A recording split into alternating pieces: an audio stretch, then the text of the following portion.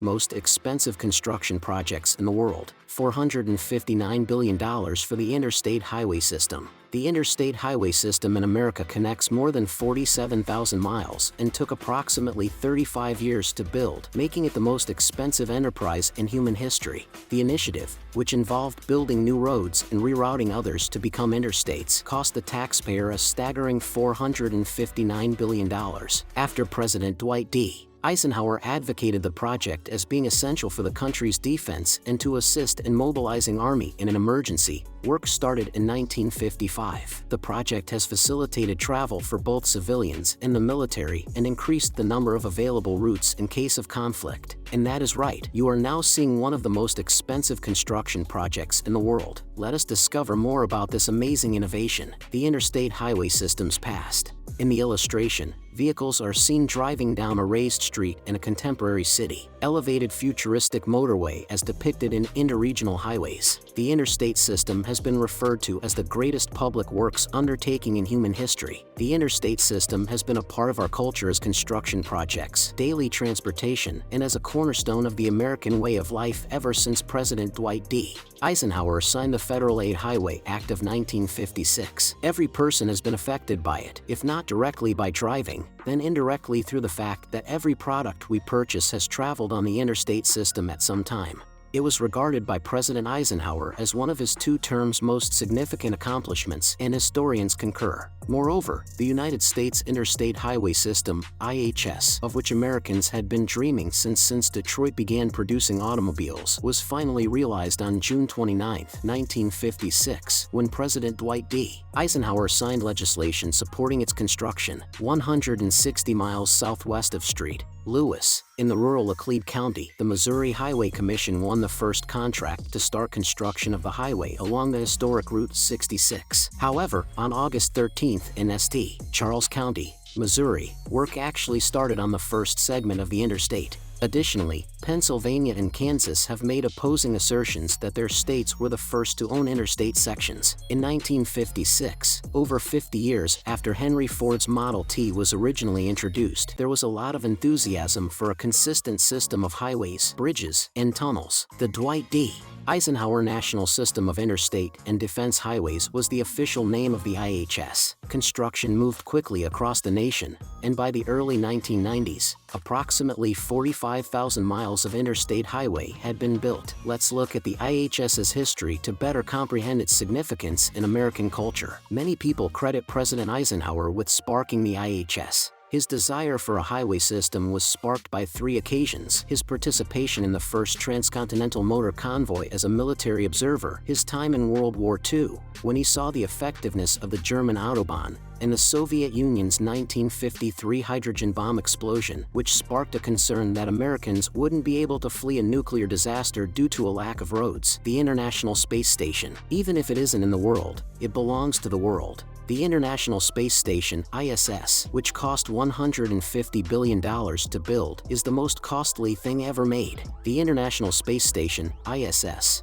was created by a collaboration of 15 nations and 5 space agencies. Its construction took 10 years and 30 space missions. Its numerous parts were put together starting in 1998 and finished in 2011. The station, which weighs around 925,000 pounds without the crew, research gear, water and gas supplies, replacement parts, personal belongings, and other items, is the biggest man-made structure in space. It speeds at 17,500 miles per hour, or 4.76 miles per second, and orbits the Earth once every 93 minutes at a height of 254 miles. The International Space Station, ISS, which is 240 miles above Earth's surface and traveling at 17,500 miles per hour, is a science facility intended to teach people how to live in space. Understanding how the space environment impacts biology, and specifically human bodies, is crucial to this. Other experiments conducted on board are intended to gain a have better knowledge of how the cosmos functions, from the most energetic particles that race through our solar system to the distant, incredibly dense remains of extinct stars. The space station was built by 5 space agencies: NASA, Roscosmos of Russia, the European Space Agency, the Japanese Aerospace Exploration Agency, and the Canadian Space Agency. It has been continuously manned by changing crews since November 2000. Numerous professional space travelers, as well as a few space tourists, have made the trip to the ISS, numbering in the hundreds. Here is the history of the ISS and what the researchers hope to discover from the studies carried out there. What does the ISS do? Ronald Reagan ordered NASA to construct an international space station within 10 years in the middle of the 1980s, saying that it would enable quantum leaps in scientific study. The United States first collaborated with Europe and Japan before inviting Russia to join the project in 1993, since it had the most experience running orbiting space stations. By 1998, the project had the support of all 5 space agencies. The ISS was designed as a collection of interconnected, cylinder modules that are fueled by solar energy and cooled by heat radiating loops. These are split between the station's 2 bigger segments: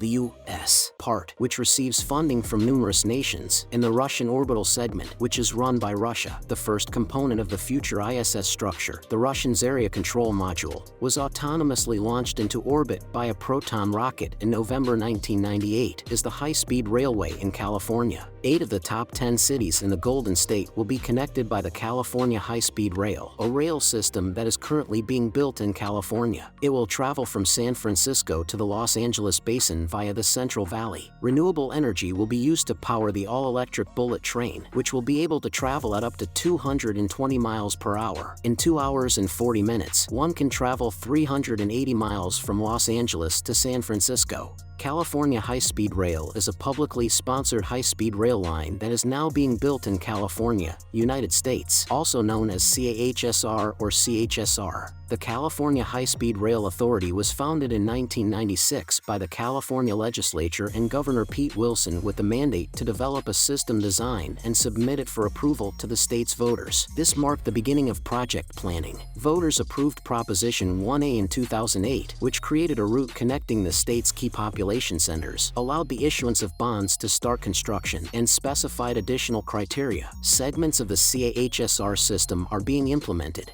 The Interim Initial Operating Segment, Interim IOS, the first of the dedicated HSR segments, is currently being built in the Central Valley region of California. It is anticipated that service will start in 2029 and run between Merced and Bakersfield. Commuter rail systems are being updated concurrently in the major metropolises of San Francisco Bay Area and Greater Los Angeles for better safety and service, as well as to support a blended system in the future where CAHSR shares new tracks, power, train control, and stops. The timeline of extending the interim IOS to connect to the northern and southern urban parts depends on upcoming financing. In the dedicated HSR parts, maximum train speeds will be at 220 miles per hour, 350 kilometers per hour, and in the mixed sectors, they will be around 110 miles per hour, 180 kilometers per hour. The non-stop trains between San Francisco and Los Angeles, which are located approximately 350 miles, 560 kilometers, away by air, must have a maximum travel time of 2 hours and 40 minutes once the entire Phase 1 system is operational.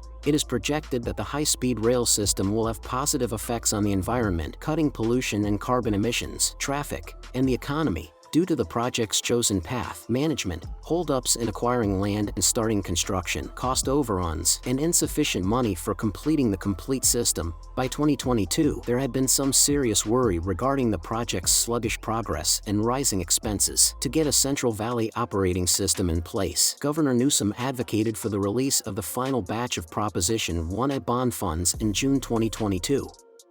The Merced-San Jose segment will connect the Central Valley to the Caltrain commuter rail system. Following completion of the interim IOS, the authority intends to move construction forward on this leg. As a result, HSR trains will be able to run between Bakersfield and San Francisco. This segment's construction will not begin until funding is arranged. Additionally, the authority is actively looking for more federal funding. A number of issues with the project's development have been brought up by the California High-Speed Rail Peer Review Group, including problems acquiring property in the Central Valley, delays brought on by legal proceedings, and early early lack of the necessary management experience and lacks legislative oversight. Because of the disruptions brought on by the COVID-19 pandemic and the war in Ukraine, inflation has also become a significant issue. 8. The project will need legislative approval. Thus, the concerns brought up by the peer review group and KPMG, the authority's project consultant, will aid the legislature in making a decision between the suggested plans from the board or other options. And with that, our video for today comes to an end. We genuinely hope you learned a lot. Return soon to discover more mind-blowing videos. Thank you for watching.